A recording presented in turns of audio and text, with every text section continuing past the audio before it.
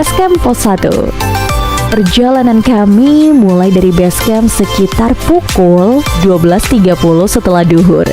Kami tidak memakai ojek seperti biasa untuk aklimatisasi dan pemanasan.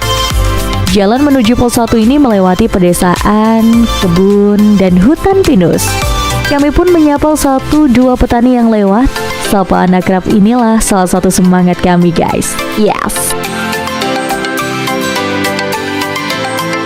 Gerimis mulai turun sekitar pukul 14.00 saat kami sampai di Pos 1.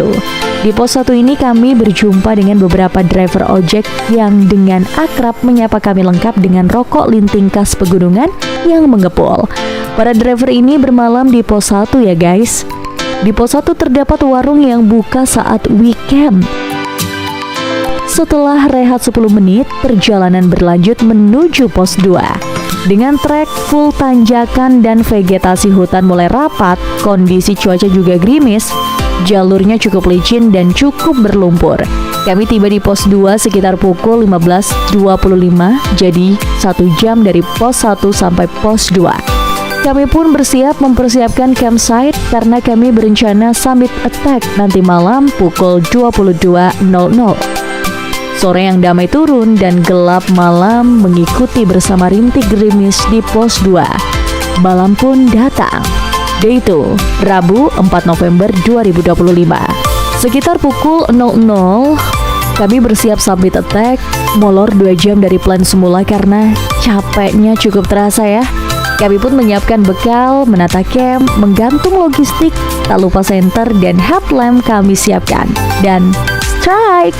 Jalur menuju Pos 3 cukup panjang dan full tanjakan. Untungnya cuaca cerah hingga bulan terlihat mengintip malam. Suara satwa hutan, raungan motor ojek terdengar dari sini. Kami berjalan santai dan kami bertemu pertigaan yang menghubungkan jalur Dipajaya dan jalur Bambagan.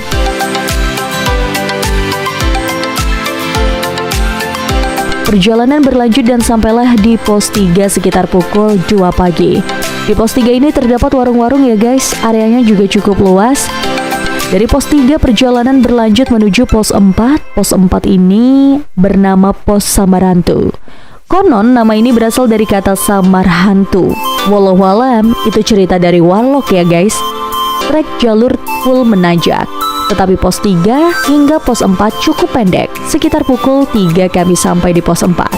Di Pos 4 ada campsite dan papan peringatan kawasan rawan bencana. Disarankan tidak camp di sini ya guys.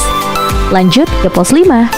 Full menanjak, malam cerah full bulan, jalan berupa lorong mulai terlihat. Dan sekitar pukul 3.45 kami sampai di Pos 5. Areanya luas dan terdapat shelter, warung, dan mata air. Tetapi warung di sini belum buka karena masih gelap ya. Di Pos 5 kami berdiskusi dan membagi tim, ada yang summit dan ada yang standby di Pos 5. Sekitar pukul 4 tim summit bergerak bersama dengan pemilik warung dan mulai menyiapkan dagangannya.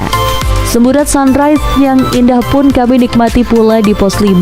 Semakin siang, burung jalak, tupai mulai bermunculan menggoda kami. Kami pun melipir ke warung dan memesan kopi, serta ngobrol dengan pemilik warung yang ramah. Pos 6, Pos 7, Pos 8, Pos 9, Top Summit.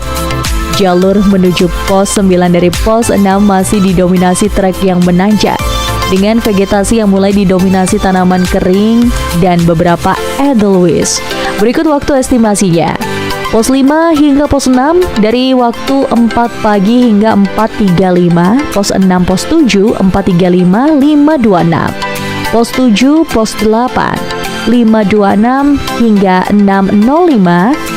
Pos 8, Pos 9, 6.05 hingga 6.35. Pos 9 hingga Top Summit, 6.35 sampai 7.40. Yeay, setelah beragam tantangan kami lewati, alhamdulillah sampailah kami di puncak tertinggi Jawa Tengah. Pemandangan langit biru terhampar indah dan kawah terlihat masih aktif dari kejauhan ya. Ingat ya guys, jam 10 pagi asap ini akan menjadi asap beracun dan kita wajib turun sebelum pukul 10 pagi. Setelah puas mengabadikan momen dan mengagumi ciptaan Tuhan di puncak selamat, kami pun bergegas turun membawa sejuta kisah, ide baru, semangat baru. So, jangan lupa share, follow, dan komen diskusi ya guys sembari ngopi. Kekuatan penjelajahan, cara bertutur, dan ilmu pengetahuan akan mampu berubah dunia. Salam Kevin.